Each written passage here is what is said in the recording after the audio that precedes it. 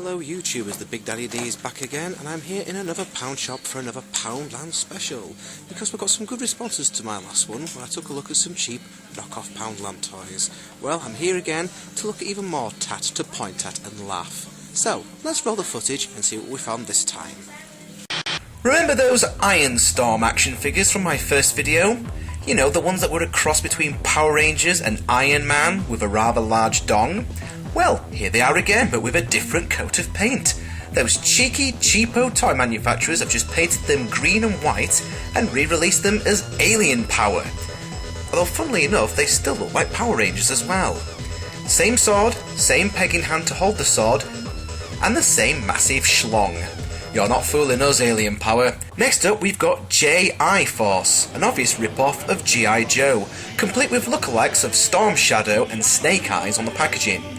Funnily enough, the brightly coloured Sub-Zero and Scorpion from Mortal Kombat knockoffs enclosed in the pack are not featured on the 5 different ones on the back.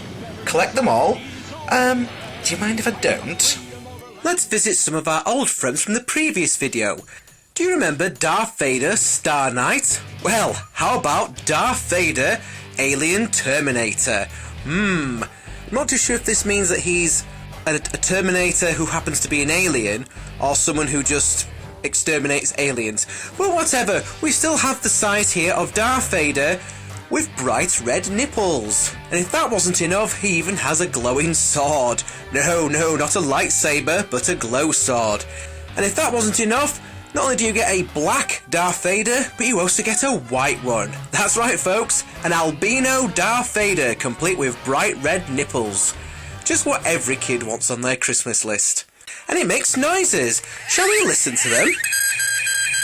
Oh my goodness, I can only imagine the amount of Jedi that's fallen to the sound of that deadly lightsaber. Or alternatively, it could be just a series of noises that you normally get on those crappy little key rings.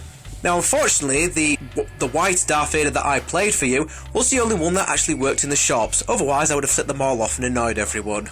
Oh well. Oh yes, and do you also remember Best Astros and Cowboy from Toy World 3? Well, guess what? We've got even more Woody and Buzz knockoffs.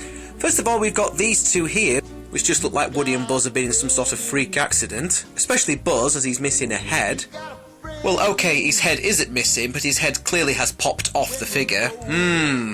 There's your certificate of quality right there. And then we get this pack of Toy Story figures. Yes, they actually dare to call themselves Toy Story, with the scariest looking Jessie I've ever seen. Ugh, what happened? Oh, and what about this Woody and Buzz twin pack? Again, Toy Story 3, and it promises, well, I'm assuming is light and music. Always a good sign when they can't even get the fucking spelling right. Also the grammar as well, with the odd proclamation that everybody collects me. Are you sure about that? I don't think so. And it's not just Toy Story that's been shamelessly ripped off as well. Check out this rather frightening looking Lighting McQueen rip-off. Complete with buck teeth, scary eyes, and apparently light and sound.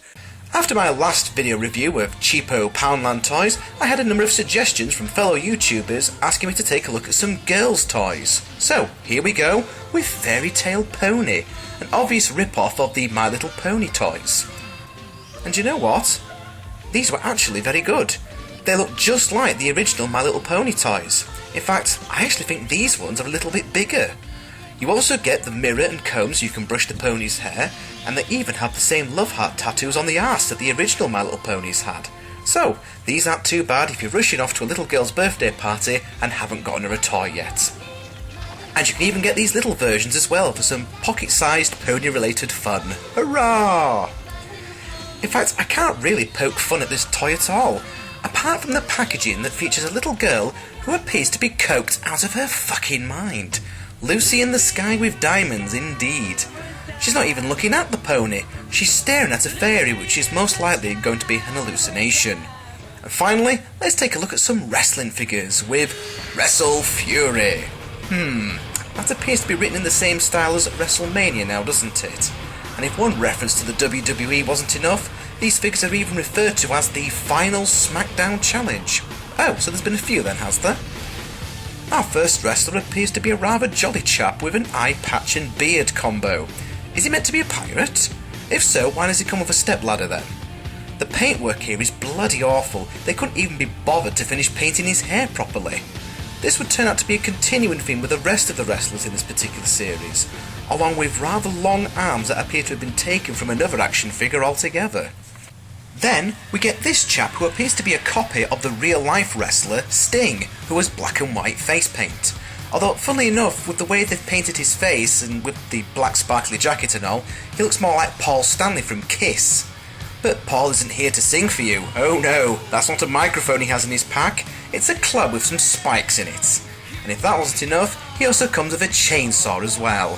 What the hell? I thought this was going to be a wrestling match. I didn't think there was going to be a chance I was going to be horribly disfigured by a piece of gardening equipment. Wrestler number 3 is a knockoff of Dude Love, one of the wrestling personas of Mick Foley, alongside Cactus Jack and Mankind. However, this particular dude looks rather scary with his combination of swimming goggles, shower cap and wonky mouth. And if that wasn't enough, he also appears to have stolen the front wheels of a car. Oh dear, it's all gone horribly wrong for Dude Love these days. He appears to have become a tramp. And finally, we save the best till last. Well, I'm assuming he's the best as he appears to be the champion, what with the belt he comes packed with. This Scott Steiner lookalike comes with a folding chair, a giant tarantula tattooed on his stomach for some reason, and an inability to zip up his flies.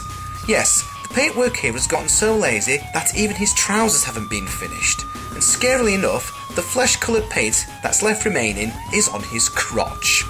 And let me just point out it wasn't just this one figure. Oh no, all the Scott Steiner lookalikes appear to have their flies open.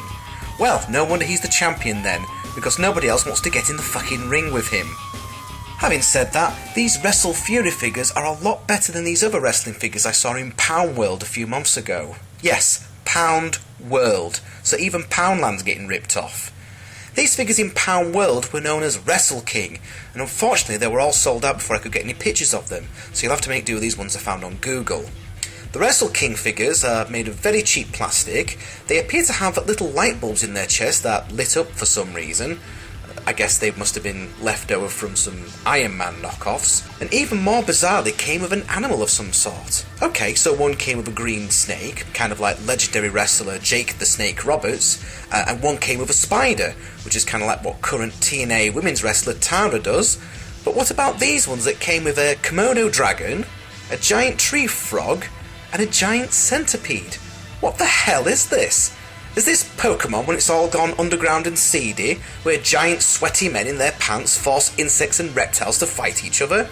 Or is it just a case they had a load of cheap rubber animals left over from elsewhere, so they decided to throw them in the same packaging as the wrestler to make it look like you were getting more for your money? Probably the second one, to be honest, but the first one sounds funnier. And that is another look at some cheapo knockoff PoundLand toys. Hope you enjoyed it, and if I come across any more, I'll be sure to detail those in a future video. Until next time, this is the Big Daddy D, signing out. Goodbye. Turn it off! Turn it off, for God's sake!